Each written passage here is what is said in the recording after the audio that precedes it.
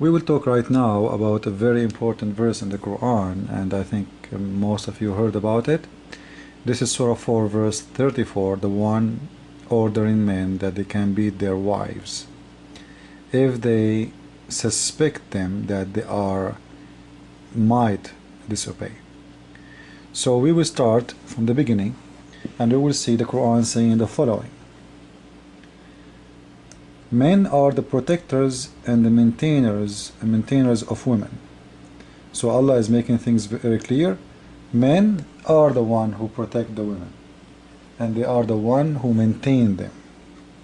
So they are in charge of that. And what else? Now Allah is explaining why. Because Allah has given the one more strength than the other. So the reason of that, because Allah, He gave the man more strength from the women. And what else? And because they support from their means, and because they pay money and spend money over the women, so Allah is giving them the charge too. So there is two reasons. Number one, because they are strong, they have muscles. Number two, because they have the money. Now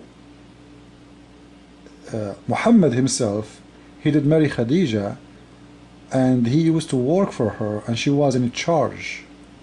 She was his boss. And Muhammad, he used to make living out of the money of Khadija. She's the one, she is feeding him. Does that mean that Khadija, she was the protectors and the maintainer of Muhammad because she had the money? Question. And you know, if the man, he spend money over his house, what a big deal.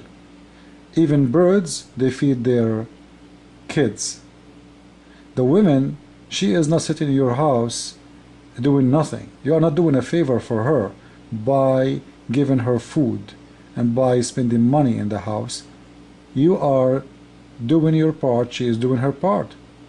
Actually, the women's job is a lot harder. And you know, these days, women, they are making money, and some of them even they are making more than their husband. So making money cannot be a reason that you will be the maintainer of the house or you will be the one in charge. And having muscles, not all men, they are stronger than women. And there's a lot of men these days, they are gays even. Which means men, they can be like females. They are unnormal. So being a male will not make you better than anyone. Having a male private part will not make you better than anyone. But I hope the case will stop in there. No. We go down and we'll see that's Allah saying that if you and those women as two, those women who was part of fear, disloyalty and ill conduct. So if those women, you fear their loyalty and ill conduct, you fear, and be careful in here. You fear, it's mean they are not doing anything bad yet, but you have the fear. So suspect them, you are suspicion about them. This is giving you the right to do the following. First, you admonish them. You talk to them. Well, I like this one. There's no problem with this one. Next, you stop having sex with them. Stop sharing bed. And somebody will say, well, this is not a punishment really. It's a punishment for the man more than the women. The fact, no. Because the Muslim man, he have 4 wives. If he stop having sex with one of them, what a big deal. He have still 3 left. If you have tire in your car, in the trunk, and you have 4 tires in the wheels, you don't think about that tire in the trunk until you have a flat tire. So she can be just a spare tire for a while. And it's up to him to decide when he will remember her. So it's a very bad punishment to her. And you know what? If a woman, her husband is not sleeping with her for long, maybe she will go and do something bad. Because women, they need sex too, not only men. So what kind of punishment might cause the women to do adultery? And think about sin. If you don't want her, let her go, divorce her, not jail her in her house, in her room. And by the way, in the Quran it says, وَهْجُرُوهُنَّ فِي الْمَضَاجِعِ. It's not only leaving them in their beds. No, it is jailing them in their rooms. So you jail her in her room and you stop sleeping with her. This is can make and cause big depression for the women. And what is next after that? Allah saying, and last, beat them lightly. Now the Quran is in front of me, and this is the verse. As you see, doesn't say one word. It's like lightly. Where is lightly? I want to see lightly. Where is lightly? From where Muslims they get the word lightly? I'm just trying to get to know how Muslims they get those words. This is the Quran. Look with me, okay? فَعُوذُوهُنْ وَهْجُرُوهُنَّ فِي الْمَضَاجِعِ وَاضْرُبُوهُنْ. Where is the lightly? It's not there. So Muslims are not honest even when they translate the Quran, and this is something we use to it. This is why always I say I don't approve any Islamic translation. I take it just to show from their book how they lie about it, not because I approve it. So if we go down now, the Quran saying beat them, but there is no lightly. We prove this one. And just to show everyone that we don't explain the Quran up to us. We don't, and we will not. Let us go to Ibn Kathir explanation, and we will see if really the Quran saying beat them lightly or not. Now this is a woman. She came to the Prophet. She was complaining about her husband because he did beat her in her face. Here we go.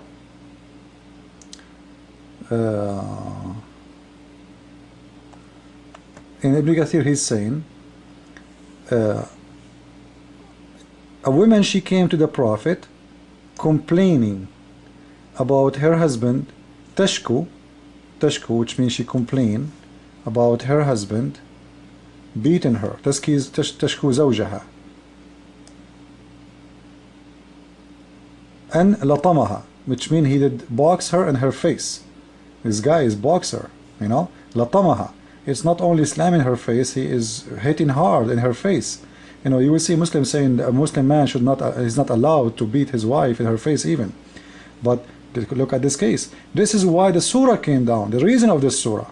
So the woman, she is complaining to the Prophet about her husband boxing her face. And she is asking for justice. Then the Prophet, he said, okay, justice. Then Allah right away, guys, sound like Allah is waiting in the front of the door of Muhammad.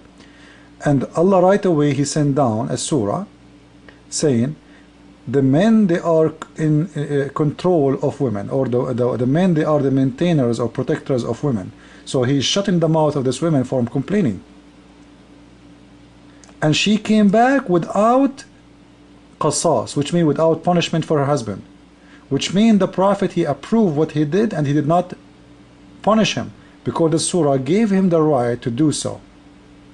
The surah gave him the right to do so. So when Muslim says to you, oh, you can use toothbrush, a stick, this is all is a garbage. And you will hear them a lot saying about miswak. Miswak is a very long root used in Saudi Arabia, and the miswak you see now, because it's became very expensive, because all Muslims want to buy it, and it's very limited as how many you can get. It's very small, short piece, but this is not the real size of this root.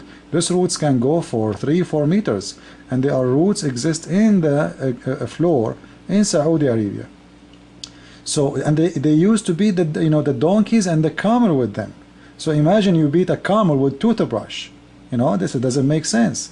And look at this. This is Ibn Kathir. The man, he beat his wife in her face. He is harming her big time. Otherwise, she will not come to the Prophet crying and complaining. And she is asking for punishment, not complaining only. She is asking for justice, which means because she was hurt badly, she came and she walked for a long distance to come to the house of Muhammad. Maybe he can do something to her husband, who did beat her in her face and almost he break her face. But Muhammad, he did not do anything. Instead, on top of that, she came back and she have a surah to support her husband to beat her again. Because after this surah, no woman she can complain from her husband beating her. When a woman she start complaining, the man he will say, shut up. Allah said to me, I can beat you. This is really scary. Any woman wanna get beating? Convert to Islam.